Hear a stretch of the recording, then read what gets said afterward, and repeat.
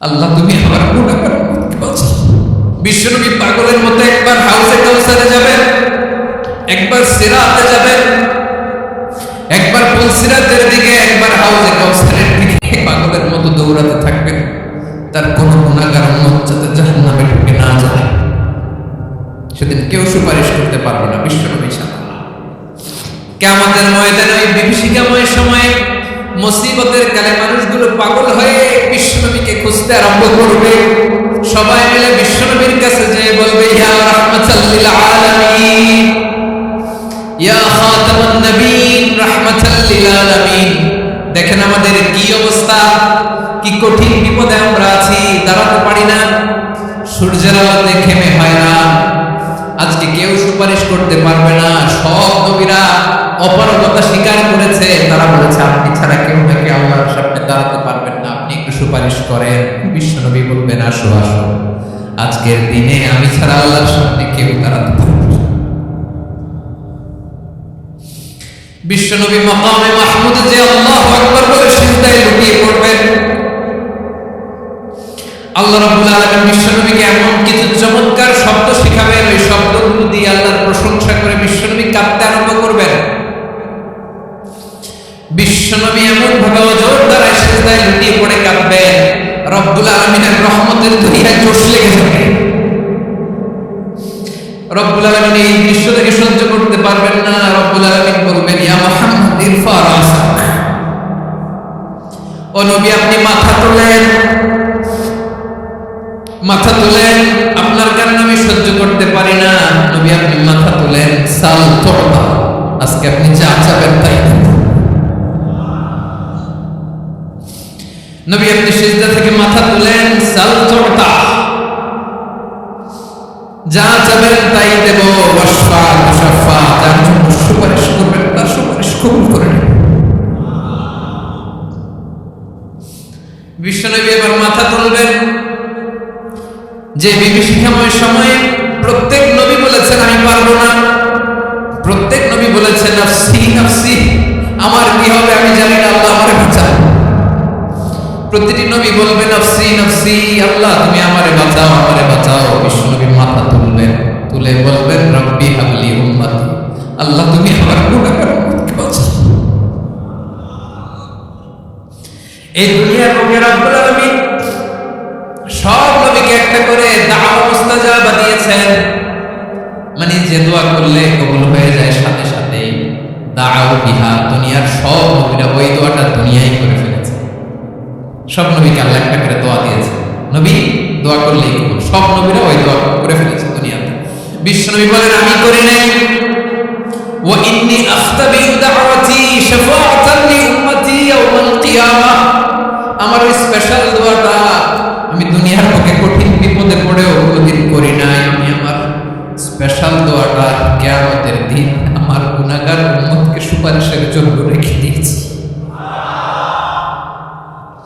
আল্লাহ বলবেন নবী ইরফা রাসাক, মাথা তোলেন, আর কাঁদবেন না। বিশ্বনবী মাথা তুলবেন, আল্লাহ বলবেন সাল দোয়াটা, আপনি যা চাবেন তাই দেব। ওয়াশফা তুশাফা, সুপারিশ করেন, সুপারিশ কবুল করব। বিশ্বনবী বলবেন আল্লাহ ওই স্পেশাল দোয়াটা দুনিয়াতে করি নাই, আজকে আমি তোমার দরবারে দাঁড়িয়ে কিয়ামতের দিন ওই দোয়াটা করছি। আল্লাহ আমার যে উম্মতের হৃদয়ে যারা পরিমাণ ঈমান আছে, আমার একটা উম্মতকেও তুমি জাহান্নামে ঢুকাতে পারবে না। বিশ্বনবী পাগলের মতো একবার হাউজে কাউসারে যাবেন, একবার সিরাতে যাবেন, একবার পুলসিরাতের দিকে, একবার হাউজে কাউসারের দিকে পাগলের মতো দৌড়াতে থাকবেন। তার কোন গুনাহগার উম্মত যাতে জাহান্নামে ঢুকে না যায়, সেদিন কেউ সুপারিশ করতে পারবে না বিশ্বনবী ছাড়া। এজন্য 5 নম্বর আল্লাহ বললেন মান যাল্লাযী ইয়াশফা'ু 'ইনদাহু ইল্লা বিইذনিহি, কার সাহস আছে, কার এত বড় বুকের পাটা কিয়ামতের কঠিন দিন আল্লাহর সামনে দাঁড়িয়ে সুপারিশ করবে? কার ক্ষমতা? কারো ক্ষমতা নাই।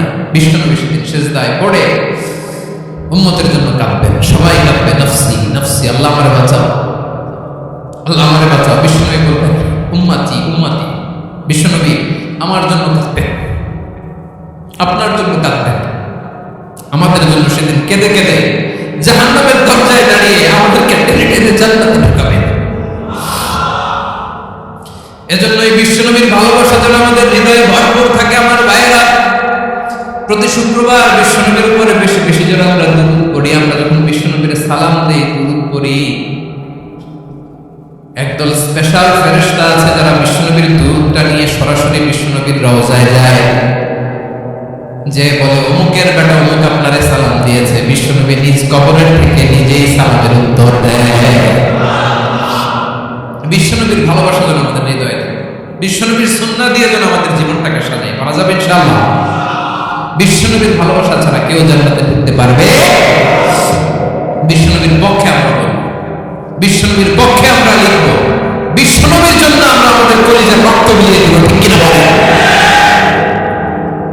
সেদিন বিশ্বনবী ছাড়া কেউ সুপারিশ করতে পারবে না।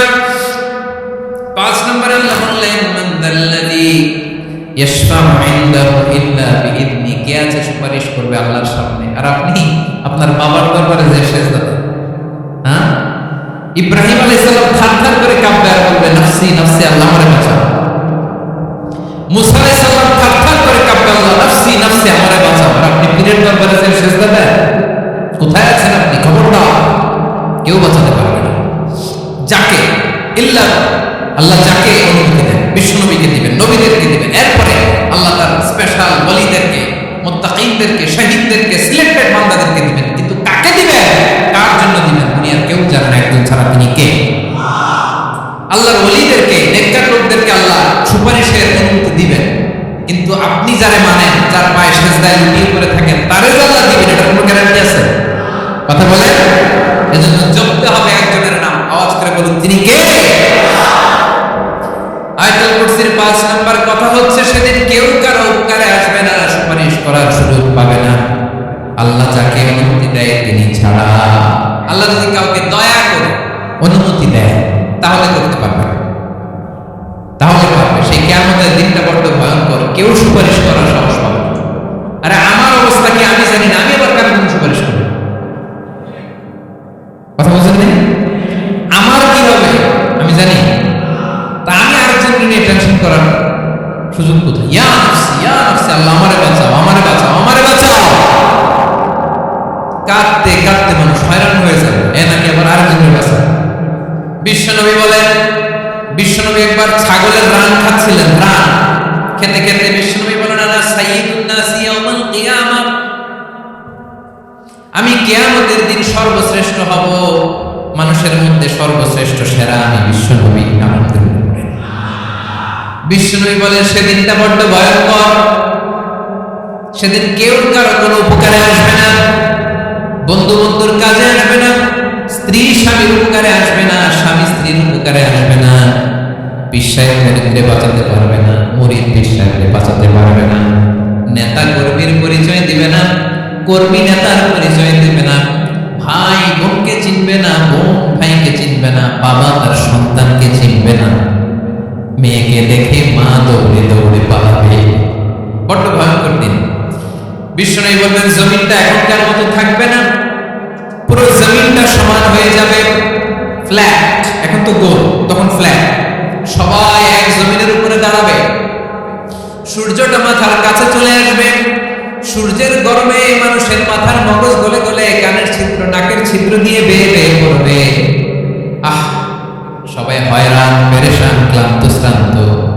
মানুষগুলো বলবে বাঁচার কোনো উপায় নাই। 50,000 বছর মানুষের ঘুম দৌড়াবে, চিৎকার করবে, কাঁদবে, বাঁচার কোনো উপায় নাই। সবাই বলবে, আল্লাহ যদি বিচারটা শুরু করতো, যা হবার হবে, আগে বিচার শুরু করুন। বিচারই শুরু হয়, বিচার শুরু হইতে 50,000 বছর। আল্লাহ, 50,000 বছর, 5,000, 15,000 না, 50,000 বছরের মধ্যে মানুষগুলো কাঁদতে কাঁদতে বলবে, চলো আমরা আদম আলাইহিস সালামের কাছে যাই, যেন আল্লাহ যে সুপারিশ করে, আল্লাহ আপনি বিচার শুরু করেন। কিয়ামতের ময়দানে সবাই মিলে সাইয়েদনা আদম আলাইহিস সালামের কাছে যেয়ে বলবে, ইয়া আবাল বাশার, ইয়া আবাল আম্বিয়া, ও আদম নবী, আপনি দুনিয়ার বুকে প্রথম নবী। আল্লাহ নিজ হাতে আপনার 60 হাত লম্বা করে বানিয়েছেন। আপনার সম্মানে ফেরেশতাদেরকে সেজদা দিতে বলেছেন।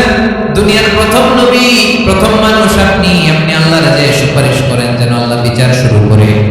আদম আলাইহিস সালাম বলবেন আমি পারবো না, কারণ আল্লাহ আমাকে একটা নিষিদ্ধ গাছের কাছে যেতে নিষেধ করেছিল, আমি ভুল করে গাছের ফল খেয়েছি। নাফসি নাফসি, আজকে আমার কি হবে আমি জানি না, আমি বড় লজ্জিত।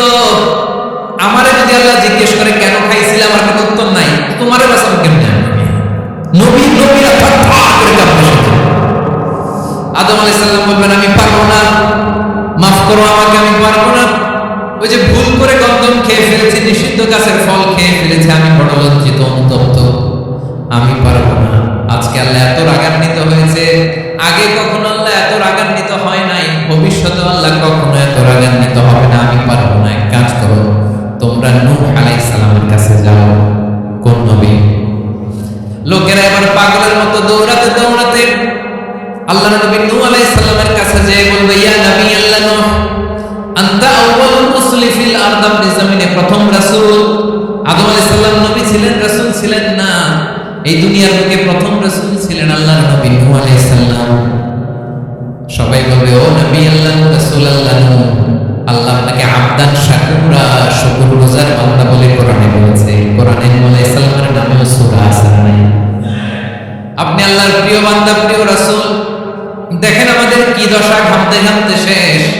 জমিনটা তামার জমিন, সূর্যটা মাথার কাছে, কি করবো আর পারি না, ঘামতে ঘামতে আর কত ঘামবো, কত দাঁড়িয়ে থাকবো। আল্লাহরে যে বলেন বিচার যেন শুরু করে। নূহ আলাইহিস সালাম বলবেন আমিও পারবো না, আমিও পারবো না। আমি আমার ছেলের জন্য কথা বলে ভুল করে ফেলছি। যখন মহাপ্লাবন হবে আমি বললাম আল্লাহ আমার কলিজার টুকরা সন্তান রে বাঁচান। আল্লাহ বললেন ও নূহ, সে তোমার সন্তান না, কারণ সে ঈমান আনে নাই, সে পাহাড়ের উপর দাঁড়িয়েছে, দেখি কেমনে সে বাঁচে। ওই যে আমি একটা না বুঝে আবদার করেছি, আল্লাহ আমার উপর রেগে গিয়েছিলেন। আজকে আল্লাহ ওই ব্যাপারে যদি আমার প্রশ্ন করে, আমার কোনো জবাব নেই, আমি পারবো না, মাফ করো।